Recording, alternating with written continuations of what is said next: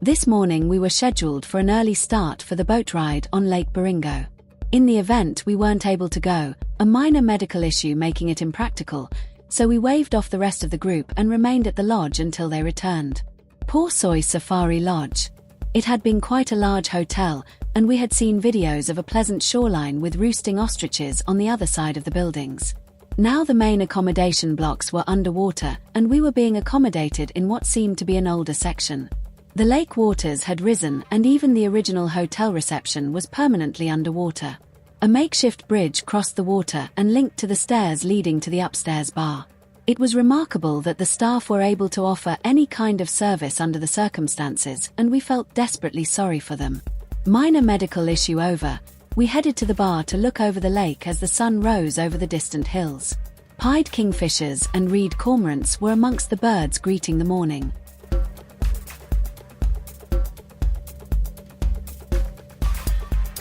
A lovely little painted dwarf gecko was a charming resident of the bar area.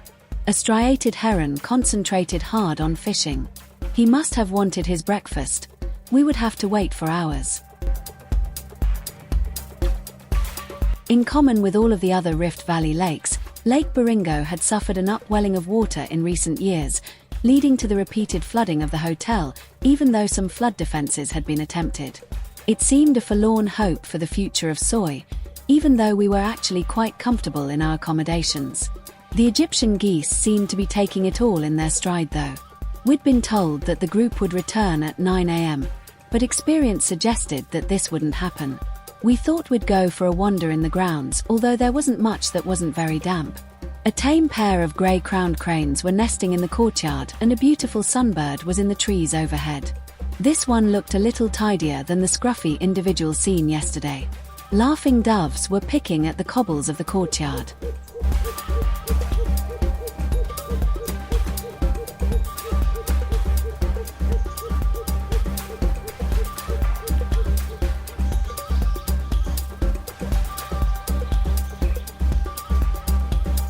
Morning-collared doves joined the laughing doves grazing the courtyard area.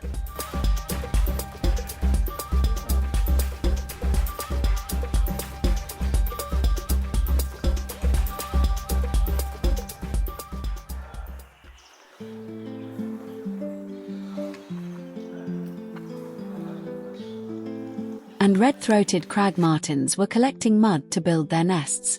Finding mud wasn't much of a problem round here. We could see the main accommodation blocks of Soi but not reach them. It was a substantial place in its prime. Great egret decorated the wall of the unused swimming pool. We returned to the bar, where we could see the boats containing our fellow birdfinders returning, late but happy. We, in turn, found a Nile crocodile heading towards us. We wondered if it would end up actually inside the reception area underneath the bar. It could nip at the ankles of everybody crossing the bridge to get in. We didn't think it would be able to check in though. They have considerable issues operating doorknobs.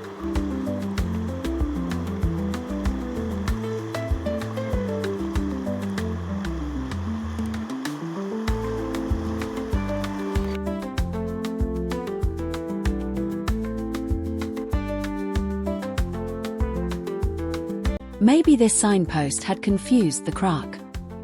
A new species, Jackson's hornbill, showed well. In fact, we were to do very well for hornbills in this locality. When everyone returned, we went into breakfast and heard tales of northern carmine bee-eaters, one of our most wanted species. If they were in the area, maybe we'd come across one as we headed out after breakfast.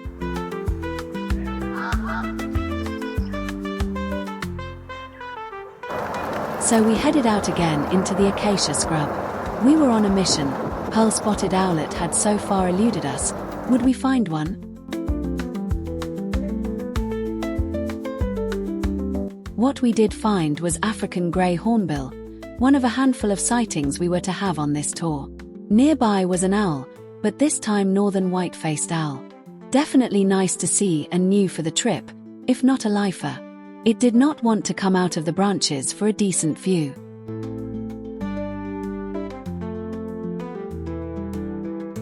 And now another hornbill, the lifer northern red-billed hornbill, which we had seen for the first time here in Baringo. We would see 10 species of hornbill or ground hornbill in total on our Kenya tour. All but one, the African grey hornbill, were lifers, and all were great to see. Most northern red-billed hornbills have dark eyes, but these in Baringo have a pale eye. Maybe it will become a new species in the future and we will get an armchair tick.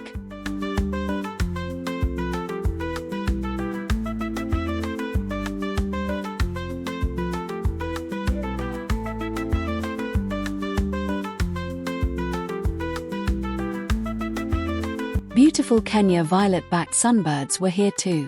Only the male sports the violet back. And we came across northern red-fronted tinkerbird here too.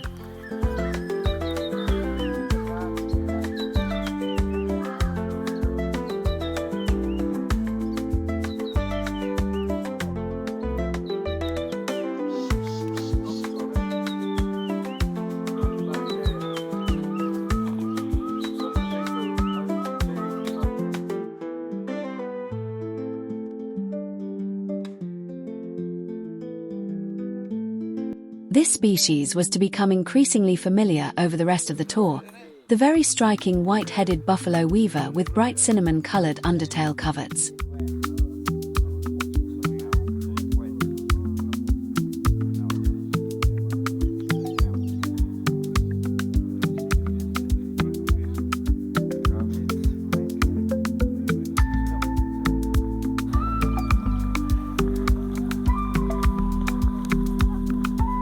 Looking down towards the lake, unfortunately no northern carmine bee-eaters in sight. This escarpment was a big feature in the scrubby landscape. We also found shining sunbirds here, and they were living up to their name. They positively glowed in the sunshine. They are also known as Abyssinian sunbird.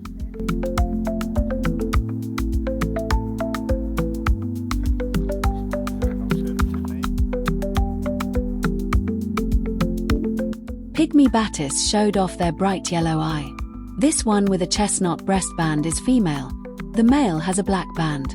White-browed sparrow weavers were to be very common here but always welcome.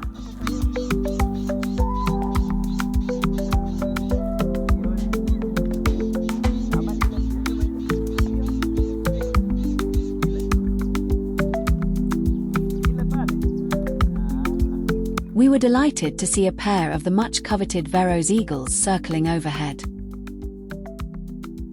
We were scheduled to be back at Soi Lodge for lunch at 1 p.m, but with our late departure that was never going to happen.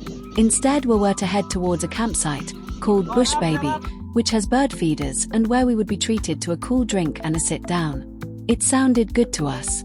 Almost the first birds we saw on arrival were greenwood hoopoes, excellent. Red-fronted barbet showed well in the trees of the campsite. We birded the grounds for a short while, whilst the staff put out bowlfuls of cooked rice to encourage the birds to come in.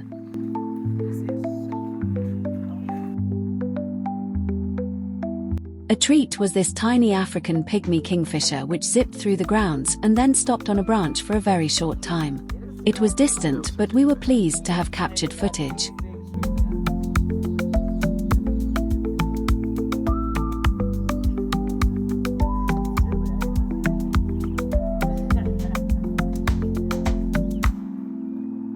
So we retired to the covered bar area where the bird table had been baited with rice and our drinks were dispensed. The feeders were active, although there was nothing too different appearing. Rupel's starling, white-browed sparrow weaver, village weaver, common bulbul and morning-collared doves all appeared to feed. It was pleasant, though, to be able to watch peacefully from a comfortable seat, for a short while.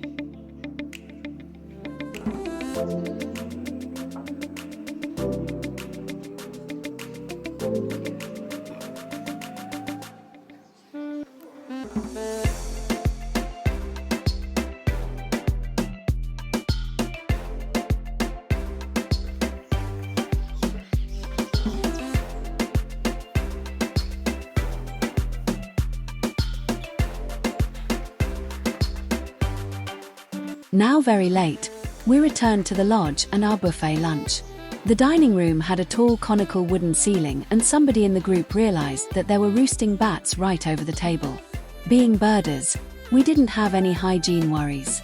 No, we were just fascinated to see Wahlberg's epaulette fruit bats, so named for the white dots that were clearly visible. Outside again, a couple of parrot-billed sparrows performed for us but went missing when the rest of the group looked for them. The female Jackson's hornbill from the morning was joined by a male with his handsome orange bill. They were fun to watch as they hopped around the porch roof.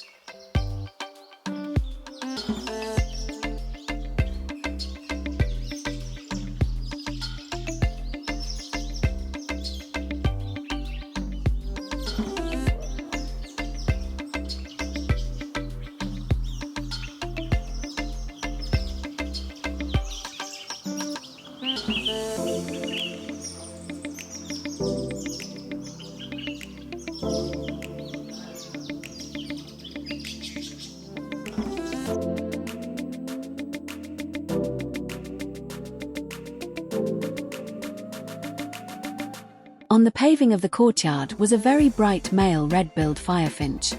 We hadn't seen many in such bright plumage. We also found our first spotted morning thrush, a really lovely name for a bird. We were off out again. That owlet wasn't going to find itself. At last, pearl-spotted owlet showed nicely. Now that we had found one, we would have no trouble finding more.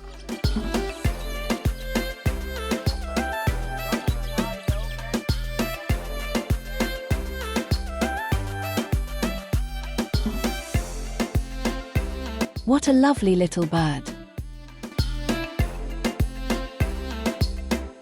In the same tree was a northern, eastern, crombeck, taking its life into its own hands, or maybe that should be wings. The first common ostrich since the Mara Triangle chose now to trot across the track in front of us. This female posed briefly. We were heading to the escarpment to look for a particular species, the mocking cliff chat. This bird inhabits cliffs and is known to reside in the escarpment. First, though, we found a lanner falcon clinging to a branch of a bush growing out of the cliff face. We moved on a little, finding more rock hyrax, this one giving excellent views. It is odd to think that this little animal's nearest relative is the elephant. Some movement on the cliff caught our attention. Not the chat, but a red-winged starling, our first of this species. But then more movement turned into a mocking cliff chat. A male provided distant views and a brief chance for video footage. Sometimes in birding, that's as good as it gets. Evening and a chance to snap the bristle-crowned starlings that were roosting in the bar roof. Tomorrow we would have to leave Soi Lodge and head south to Lake Nakuru, famous for flamingos. We thanked the lodge and its staff for an excellent stay, despite the issues, and hoped for better luck for the future. Oh, and we were still hoping to find northern carmine bee-eaters before we left. Hope springs eternal, after all. For more information, see our 3-volume travelogue, in ebook or paperback, from Amazon.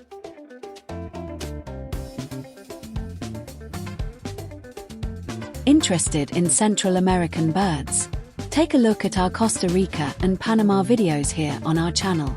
Travelogues are available on Amazon.